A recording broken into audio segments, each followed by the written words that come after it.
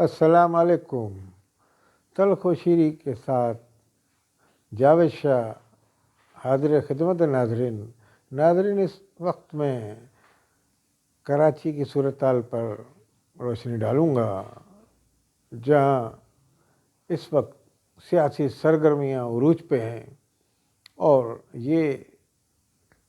सिर्फ़ और सिर्फ MQM के हवाले से सरगर्मियाँ कही जा सकती हैं जो जारी हैं। MQM महाजिर कौमी मूवमेंट से मुत्तहिदा कौमी मूवमेंट में तब्दील हुई।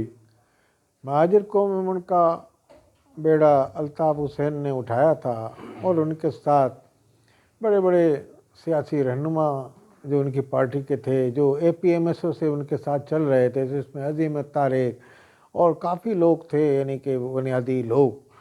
और आफाक अहमद, ये सब महाजिर कौमी मूवमेंट में शुरू के कारकुनान हैं, आमिर खान वगैरह और फ़ारूक सत्तार, ये सब काफ़ी नाम जो मुझे याद नहीं आ रहे हैं, ये लोग शामिल हाल थे। इसके बाद महाजिर कौमी मूवमेंट बनी। फिर अल्ताफ़ हुसैन से मुसलसल ये मुतालबा होता रहा कि आप कौमी धारे में आ जाएं, कौमी धारे में आ जाएं। वो कौमी धारे में चले गए, कौमी धारे में मुत्तहिदा कौमी मूवमेंट बना दिया। वहीं से इख्तिलाफ़ात की एक वो खलीज बन गई उन रहनुमाओं ने जो महाजिर नाम पे जिन्होंने अपनी जानें लुटाई थीं, अपनी बस्तियां तबाह करवाई थीं। यहाँ मैं ज़िक्र करता चलूँ, यही महीना था दिसंबर का, 14 दिसंबर थी, अलीगढ़ और कस्बा का सानिया हुआ था, जिसमें 300 लोग हलाक हो गए थे। इसमें काफ़ी कश्त खून और की होली खेली गई थी और चंद ऐसी इत्तलात भी थीं कि आबरू रेज़ी और औरतों के इज़्ज़त-ए-ज़ार जो वहाँ रह गया, वहाँ हमला किया करता। उस वक्त के गवर्नर थे गवर्नर जादाद खान। तो मैं ये वाक़या इसलिए कह रहा हूँ कि ये शहादा थे, वो इसी बुनियाद पे हमारी जो महाजिर कौमी मूवमेंट तंजीम MQM मजबूत हुई, फ़ाल हुई, इसी खून पर आवाम के, और इस तरह एक फ़ाल हो गई। फिर पक्का किला का वाक़या, उस पे इस तरह आगे चलती रही। उसके बाद जब प्रेशर ज़्यादा बढ़ा तो ये मैं समझता हूँ ज़ाती राय में कि मुत्तहिदा कौमी मूवमेंट बन गई और बनाई गई, या उनको कहा गया कि आप कौमी धारे में आ जाएं। अल्ताफ़ हुसैन ने भी कहा कि चलें, कौमी धारे में भी काफ़ी लोग मज़लूम हैं, काफ़ी मसलूम कौमियत के लोग मौजूद हैं, तो उनके कास के लिए वो उठे।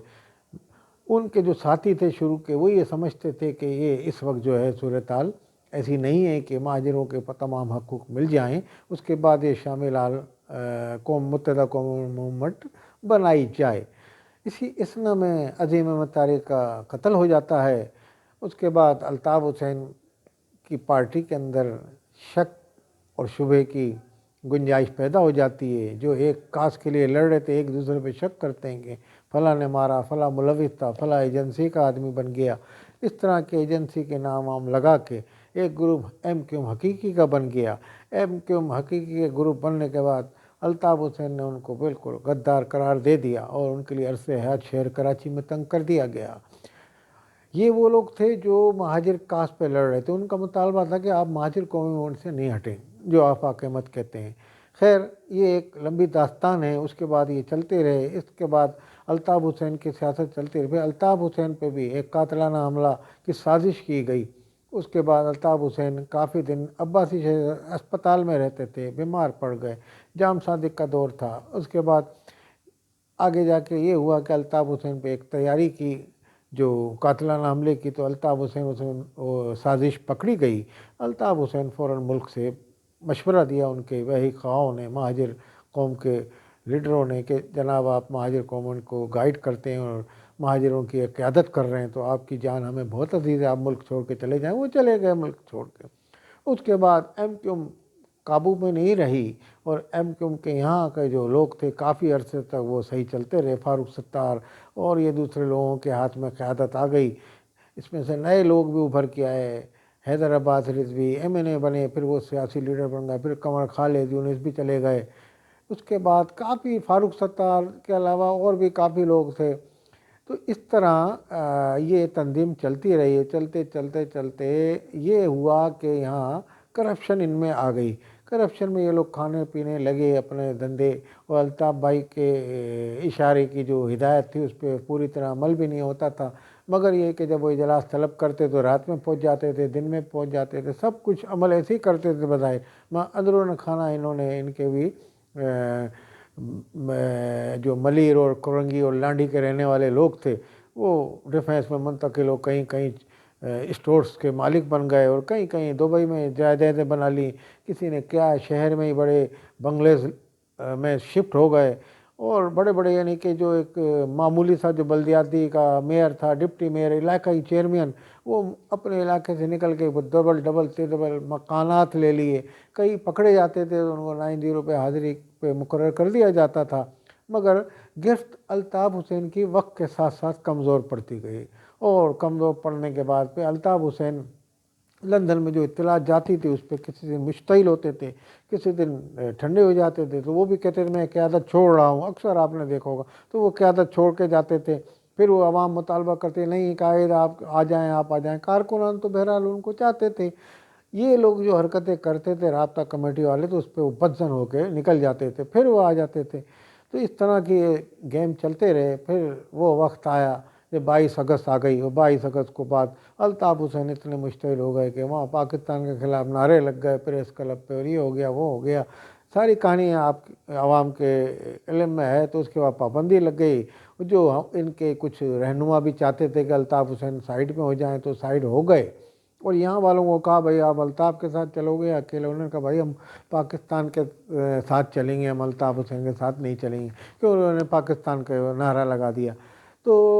سب نے الطاف حسین کے ہٹ گئے، اور یہاں اگر 90 پہ جب ریڈ پڑی تھی اور ایم کیو ایم اگر اتنی مضبوط تھی، اس کے کارکنان اتنے طاقتور تھے اور جانیں قربان کرنے والے تھے، میں یہ سمجھتا ہوں کہ انہوں نے ایک کال دی تھی اس دن ہڑتال کی، جس میں انہوں نے ایک پریس کانفرنس کی تھی، وہ ایک ان کے حسیب احمد ایک رہنما تھے، وہ پریس کانفرنس کر رہے تھے، انہوں نے کہا ہڑتال پرامن، وہ پرامن ہوگا، بار بار پرامن کہہ رہے تھے، اس کا اگر یہ پرتشدد ہو جاتا تو میں یہ سمجھتا ہوں صورتحال بڑی چینج ہوتی، اور مہاجر میں اگر 200-250 مہاجر 90 کو اس پہ چلا جاتا تو یہ صورتحال جو آج ہے وہ نہیں ہوتی، اور ایک تنظیم مضبوط، مگر انہوں نے پسپائی اختیار کی، اور یہاں کے لیڈروں نے پاکستان کے لیے بظاہر نام لے کے کہا کہ ہم پاکستان کے لیے پسپائی اختیار کرتے ہیں، اصل میں ایم کیو ایم کے یہاں جو لوگ تھے، اس میں جو بھی نام بڑے بڑے نام ہیں، انہوں نے اتنی دہشت گردی شروع کر دی تھی الطاف حسین کے بعد، مار دھار قتل، گھر اپنوں کو بھی مارتے تھے، غیر کو بھی مارتے تھے، اور بھتہ گیری، اور یہ وہ سانہ فیکٹری کا بلدیہ کا ہوا، یہ سب اس میں ان کی باتیں سامنے آئیں، اس میں بڑے بڑے نام آئے، انیس قائم خانی، پھر وہ فاروقی، اور یہ وہ سب اب چاہے ملوث تھے یا نہیں تھے، مگر بہرحال بہت بدنامی ان لوگوں نے مول لی، اس سے پاکستان کے اسٹیبلشمنٹ نے پورا فائدہ اٹھایا، انہوں نے کہا کہ جب پاکستان کی تم لوگ دہشت گردی مسلسل کرنی ہے تم نے،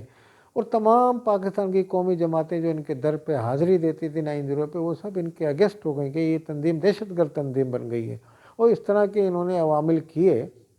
پاکستان کے اندر، تو اس کا نتیجہ 22 اگست کی صورت میں نکلا،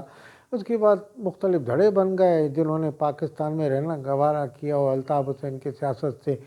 لا تعلقی کا اظہار کیا، ان کو سیاست کرنے دی، ایم کیو ایم پاکستان وجود میں آ گئی، ایم کیو ایم پاکستان کے اوپر قائد کا آرڈر ختم ہو گیا تھا، قائد کا خوف اٹھ گیا تھا، انہوں نے تیزی سے دونوں ہاتھوں سے لوٹ مار شروع کر دی، بظاہر لوگوں کے کام نہیں ہوئے،